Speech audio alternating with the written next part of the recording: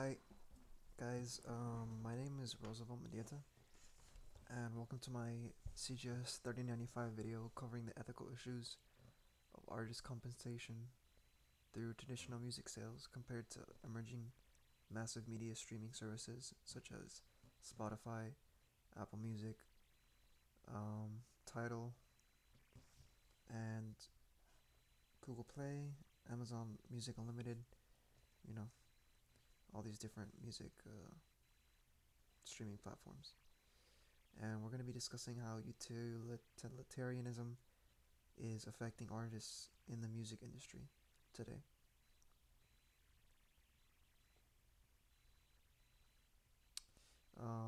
We'll be taking a look at the price per unit of an album purchase through traditional sales and how that stacks up against the compensation of how these streaming services are paying out artists in the paper stream medium.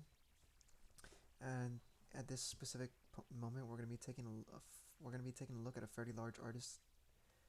He's a South Florida rapper, and his name is Puya. We're going to be taking a close look at his historical discography. He has released quite an extensive catalog, as you can see on the left hand side here.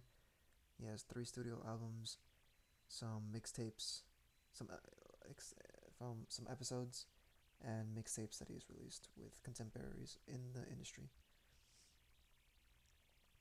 And he has a very large following. He has about to this point in time, at the time of this recording, he has 2,221,294 consecutive plays, monthly plays per month,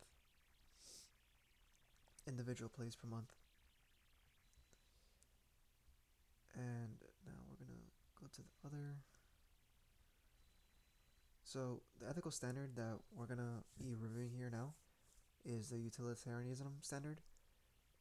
The utilitarianism standard of these streaming services taking advantage of artists' musical catalogs by compensating them in a pay-per-stream standard for their consumer audience compared to traditional album sales has a very large wage disparity and could be considered from some business perspectives as unethical.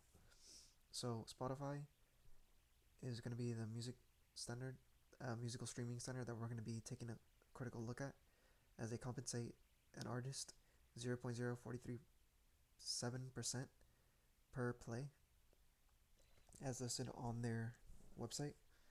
So if we take a look at a traditional album sale, Puya on his official website, puya305.com, has his album listed for $9.99 as a digital download purchase, and his monthly listeners, as statistically stated by Spotify as well on his Spotify page, he has over 200 million. 2 million. So we take if we in a perfect scenario, let's say that in a 100% perfect sales speculation of his latest album selling to every single one of his monthly listeners, the calculation will add up to over 2 million times 99. That would be over $22 million in just album purchases alone. Now, in another on the other side of the coin, based on this 20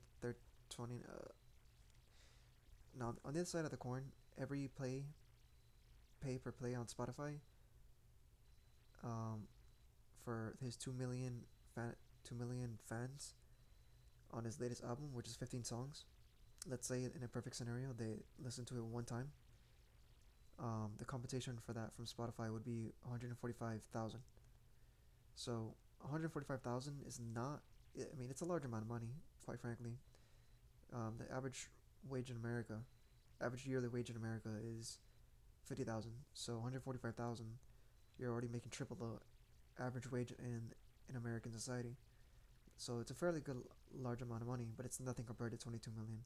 Not even a slight chance. So what is the good of this practice? Well, it's accessible to a wider audience. Um, it makes it so music is not there's no financial barrier to music, so it's available to older people that cannot afford to be spending money on music because they have to buy medication. For young children that are not old enough to work, it instead of relying strictly on the radio, they can just go on the internet and they can listen to music for free. These music services such as Spotify, they play ads while you're listening to the free music, unless you pay a subscription to the service itself. Then it removes the advertisements from play. And the good thing about being on these platforms and having your music available is that you will get endorsement from Spotify. Spotify has playlists that are advertised on their front page. So if you're a very popular artist and and you have a good public image, Spotify will actually publicly endorse you and add you into these playlists so you can get reached on the homepage to an even greater, wider audience instead of people actually having to go out and publicly and physically search for you manually. You will get added onto the Spotify algorithm. So the bad thing about having Spotify, the bad thing about this practice is that there's a large amount of competition going on because it's very public. All you have to do is just start making music, and you could just basically download a program, get a microphone from your local Amazon manufacturer, and you could basically just have your own production studio with a laptop, USB microphone, and a MacBook Air or MacBook Pro or whatever in your very bedroom. So this basically saturates the market very heavily, and it's very hard to be independent and make a living if if you just start off in the music industry because you're already competing with millions of other people on the platform itself that are getting endorsed by Spotify, that are getting deals from record labels, and being an independent artist and having to like basically like give up your day job in order to become a musician. It's gonna be very hard to be able to live off um, your music if you're only getting paid fractions of cents for every play. And lastly, but not least, there's a lot of saturation in the music industry because there basically there's no financial barrier to entry, and there's a large audience that needs to be filled. So anybody can basically just come into the industry and add their artistic value to it because there's always gonna be an audience for any type of sound that you create. So in conclusion, Spotify's compensation is very poor.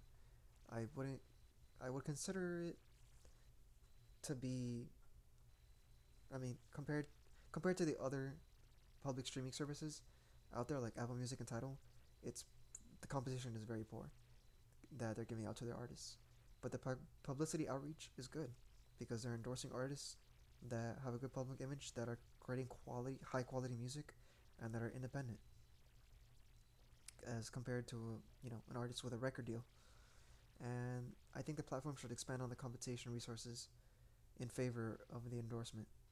So they should focus less on getting deals from record labels and use that and use those resources that they have in order to expand on the compensation towards their artists. So yeah, if you have any questions or comments on this video, and you think that maybe I missed out on something, maybe something wasn't elaborated quite well, you can ping me at Roosevelt in the WhatsApp chat, or you can send me an email to armand106@fiu.edu. Or if you see me around class, don't be afraid to spark up a conversation with me and let me know what things you want to discuss about in the music industry. This is something that I'm very passionate about, and uh, I'll be more